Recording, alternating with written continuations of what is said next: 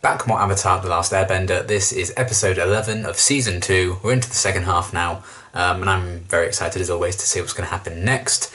Last episode, nothing happened, and Appa is absolutely fine. So that was good. It was nice to have a chill episode where nothing happened. They just went to a nice quiet library, did a bit of research, and that's it. Nothing else. It wasn't stressful at all. So that's good.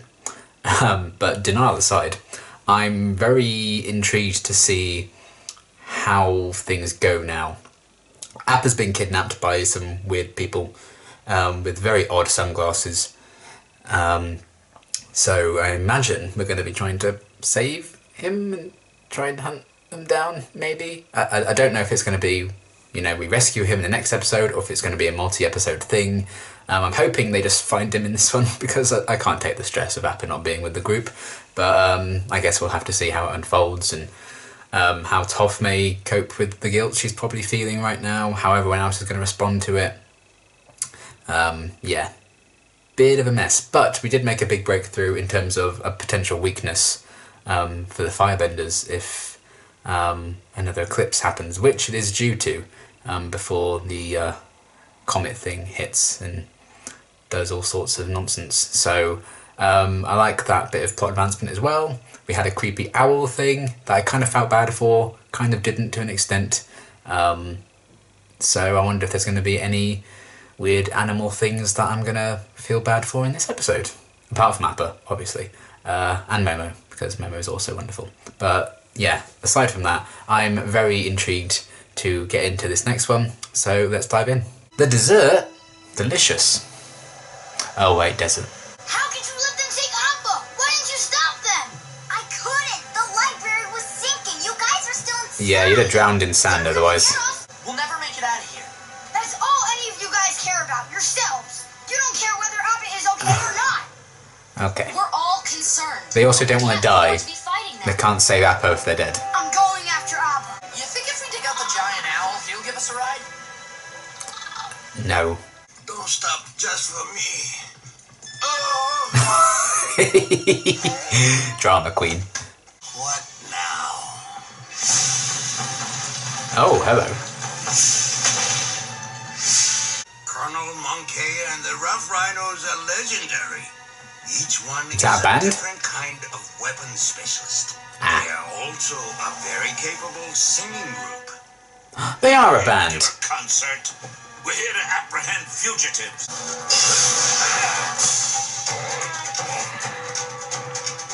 So much for experts.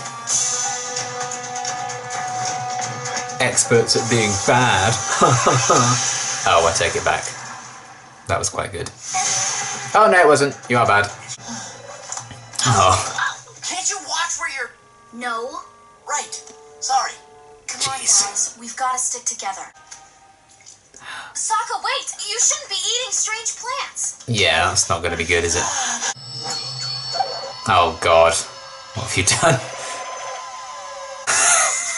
He's the smartest idiot ever. Who lit Toph on fire? Oh, no. Can I get some of that cactus? I don't think that's a good idea. Come on, we need to find Aang. He probably ripped the world in half. Oh, boy.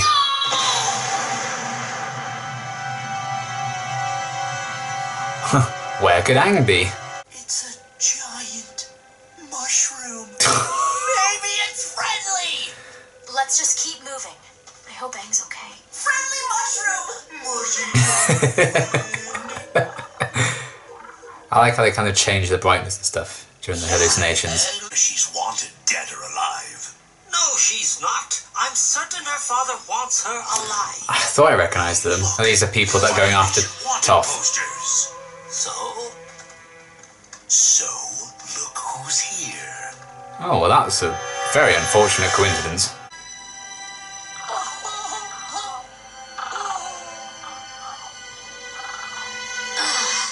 We're getting out of this desert and we're gonna do it together. Aang, get I'm up. glad she's kind of holding on to the Hold faith. hands. We can do this. Let me see the things you got from the library.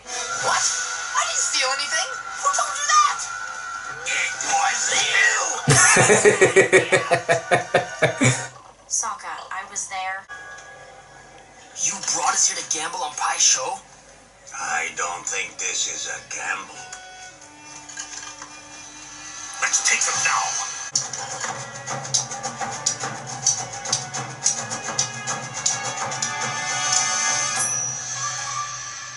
Ah.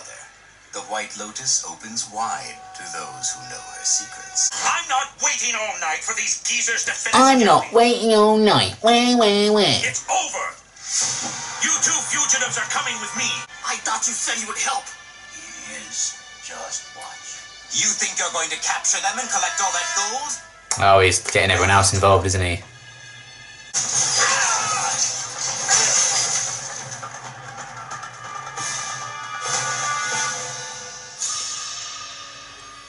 You played yourselves. I'm awake. I couldn't sleep. Well, Oh, we buddy. need to get moving if we want to get out of this sand pit. A cloud. Here, fly up and bend the water from that cloud into my pouch. Oh. Someone's in a mood. Understandable. That's very clever. Wow, there's hardly any in here. I'm sorry, okay? It's a desert cloud. I did all I could. What's anyone else doing? What are you doing? Trying to keep everyone together. Let's just get moving. We need to head this direction. Aang's just not in a good space. What idiot buried a boat in the middle of the desert? A boat? Believe me, I kicked it hard enough to feel plenty of vibrations.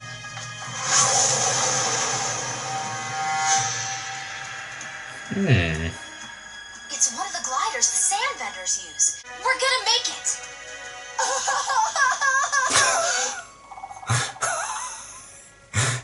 Idiots. I'm afraid it's members only. Wait out here. Well.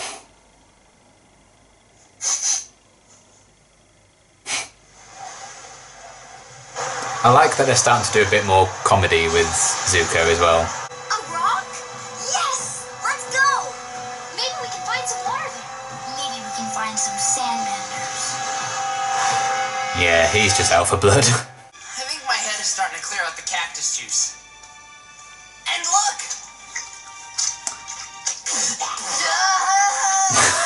He doesn't learn, does he? Penguin meat! There's something buzzing in here. Something that's coming for us. Is it those bee things from before? Is this a nest? Well. Oh. No! No one else, thank you. We're not losing anyone else out here. Come on, we're going down. Well, I hope not. Top, shoot a rock right there. Fire! Yeah, you got it! Teamwork, see?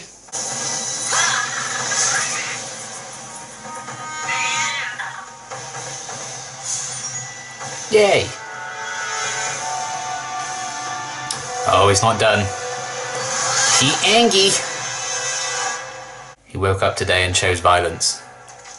Well, didn't wake up because he didn't get any sleep, but you know. Well. We're heading to Ba Sing Se. Ba Sing Se? Why would we go to the Earth Kingdom capital? The city is filled with refugees. So you can bump into the others. We must give them hospitality. Sorry, Father. I recognize the son's voice. He's the one that stole up. Oh. I never forget a voice.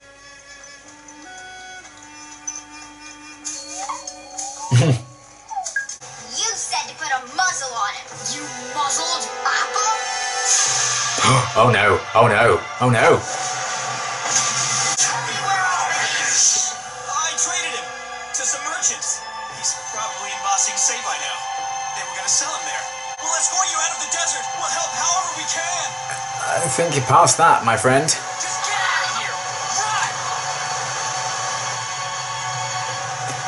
I mean, it's a lovely way of showing how much Aang cares, you know?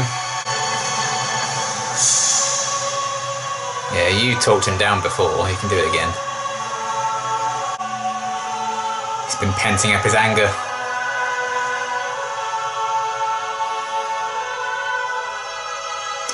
Oh, we'll find him. Oh boy.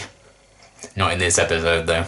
Okay, another pretty good episode overall. I really enjoyed what they did with Aang in this episode in particular. I think he was kind of the standout. I liked the grittier side to him, I guess, that they showed.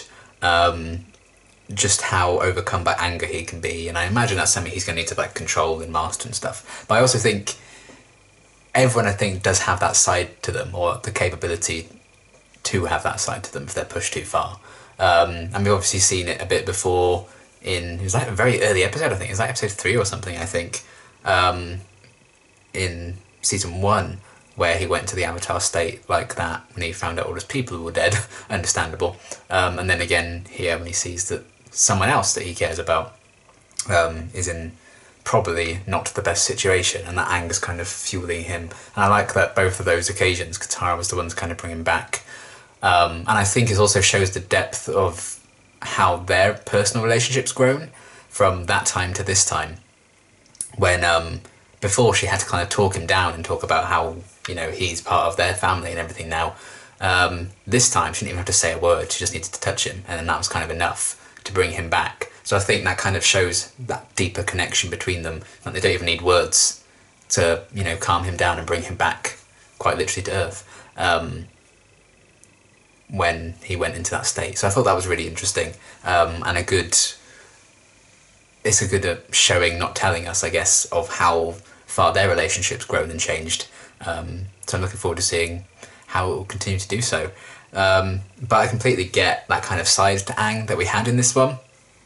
I mean, maybe not being angry at Toph, because, you know, they would have probably drowned in sand if she didn't choose to save them. But you know, it was a lose-lose situation as far as Toph was concerned in the last episode. It was one or the other, really. So, you know, I don't think all the blame can really fall on her shoulders by any stretch of the imagination. You know, it was the fact that she was in a desert as well. She wouldn't be able to just save Appa and save them at the same time. If it had been anywhere else, she probably would have been able to do it. But of course, he's just lashing out because he's angry and sad. More so sad, but he's dealing with it through anger, much like Zuko often does. So I like that they're showing that side to him, because, I mean, when a boy and his bison are frozen together for 100 years, you know, they stay together. That's kind of his last living connection, outside of like Boomy, I guess, to how his life was before he was frozen in the ice and everything. So that's going to be a huge deal for him to potentially lose that forever. Because at least he's safe in the knowledge with Boomy that he's got his own plans for, you know, where he is right now. In Omashu, he's probably going to be alright in his own wacky way. But I imagine he feels a sense of responsibility over Appa more so. And, you know, they have such a unique bond. The fact that, you know, that could be taken away from him, or Appa's suffering somewhere, of course it's going to make him bloody angry. And I do like the incredibly powerful extent to which Aang loves people, and what that brings out in him, you know, the Avatar state and everything. And I think that kind of gritty side to him, he's going to need, probably, when he fights the Fire Lord, he's going to need that kind of edge to him to maybe play dirty if he needs to, and have the gusto to actually win that fight, I imagine. And I think how powerful Aang's love for people can make him, I think, is an interesting kind of contrast to the Fire Lord, in the fact that he seems to gain power by not loving people and not having connections, you know. Almost certainly killed his father, so he could then step it up and take power. He exiled his son, you know, and now he's a fugitive and everything. All he did was send his more powerful sister after him, because that's kind of the golden child, I suppose. So Aang's strength and power often comes from the connections he makes with people, and also those connections can bring him back from the brink in that way. But it seems the Fire Lord doesn't have the thing that will bring him back, because he doesn't want to be brought back down to Earth. He just wants that power, he wants to be in control. So I think that is ultimately going to give Aang the edge, once those two inevitably kind of have to have their big final confrontation. So I kind of like those big contrasts in what relationships can mean and how they strengthen those two characters, and the fact that inevitably they're going to have to come face to face at some point. So I really liked that, and the fact that you can contrast Aang and the Fire Lord a lot, but you can also compare Aang and Zuko a lot. I think that says a lot, considering Zuko is the son of the Fire Lord, and just where he probably belongs in terms of what Zuko should be doing, what side he should be on, and that they all are headed to the same place now, Bang Sing Se, or what was it called? Ba Sing Se, something like that. So again, maybe it's just destiny that those two are going to unite again, and maybe things will happen, I don't know. I'm just excited for them all to meet up, and probably kick some ass again. I want to see Iroh redirect lightning again, because that was badass.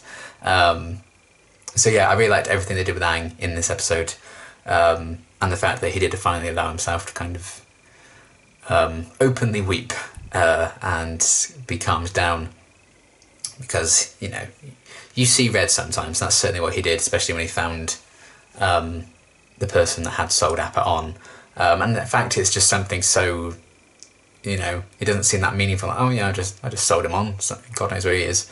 It wasn't like, oh, we needed him desperately so he could save our village or something, we just needed to borrow him or something. It was just, oh, I just wanted to sell him. So of course that's going to make him super angry, and he's still a very young boy. He's not going to probably be in control of his emotions for probably another 10 or so years. I mean, I'm 25 in just over a week, and I'm not in control of my emotions, so don't expect Aang to be by any stretch of the imagination, especially with all the burdens that that he's got on his life, being the Avatar and stuff. So yeah, I really liked what they did with him, and how they showcased with Katara that she was the level-headed one, the hopeful one throughout the whole episode. She was the reason that they even got as far as they did, and they kind of managed to stay alive. She kept, she was very rigid with what water supply they would use. I thought the idea of getting stuff from the cloud was also really clever. And Aang's more anger, the fact that he didn't sleep and everything, is kind of why he lashed out and oh, I'm sorry, I didn't do better. He was just not in the best way, so of course he's going to lash out, because that's kind of what would happen, I guess, when your lifelong friend is kidnapped. But yeah, I like that she kind of kept that level-headedness on when Sokka was high as a kite. Aang was, blinded by anger. Toph was just blind. So she couldn't navigate things properly, and she couldn't really help out. And obviously none of that is her fault. So it's kind of on Katara's shoulders to be the stronger one, and keep pushing through. And I like that they demonstrate that through the whole episode. And then she was kind of the salvation for Aang to calm him down at the end. Whereas earlier, with the whole water from the cloud thing, he kind of lashed out at her. But when it came down to it again, and he was lashing out again, she brought him back down and grounded him. So I really like the role she played in as well, and the voice of reason.